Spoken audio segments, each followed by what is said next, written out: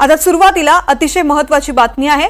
लाडक्या बहिणीसारख्या योजनेवरून आरबीआयने चिंता व्यक्त केलेली आहे।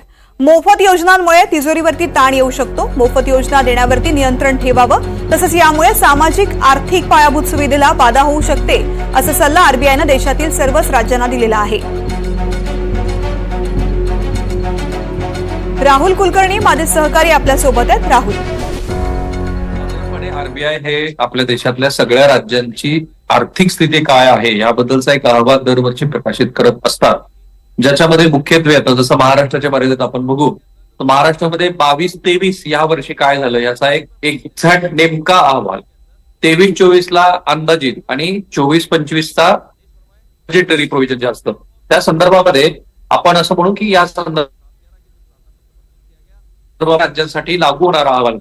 आता याच्यामध्ये झालं असं आहे की आरबीआयने असं म्हटलं आहे की ह्या राज्य सरकारांनी जरी प्रगती केलेली असली तरी सुद्धा लाडकी बहीण योजना असेल, शेतकऱ्यांना दिलेली वेगवेगळी अनुदान असतील, मोफत वीज असेल, तर अशा सगळ्या गोष्टीमुळे राज्य सरकारांच्या आर्थिक प्रगतीला बाधा येते आहे आणि त्यामुळं पुढे चालून राज्य सरकारांना अडचणीचा सामना करावा लागेल। पण तुमची अजून एक गोष्ट आहे, आपल्याकडे केंद्रीय पातळीवरती अर्थ विभागाच्या अनुषंगाने फिस्कल रिस्पॉन्सिबिलिटी आणि बजेटरी मॅनेजमेंट नावाचा कायदाच मंजूर झालेला आहे आणि त्या कायद्याप्रमाणे आपला स्वतःच्या राज्याचा जो आर्थिक विकासाचा गाभा आहे किंवा आर्थिक नियोजन जे आहे त्याला कायदेशीर दृष्ट्या बंधनं घालण्यात आलेली आहेत।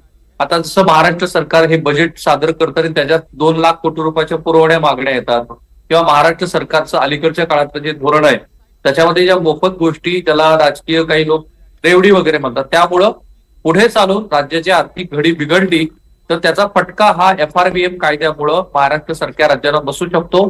केंद्र सरकारचे अनुदान किंवा केंद्र सरकारच्या वेगवेगळ्या योजनांतून मिळणारे पैसे याला कुठे ना कुठेतरी बाधा येऊ शकते। त्यामुळं आरबीआय बरोबरच FRBM कायद्याची अंमलबजावणी करणं राज्याने अपेक्षित आहे।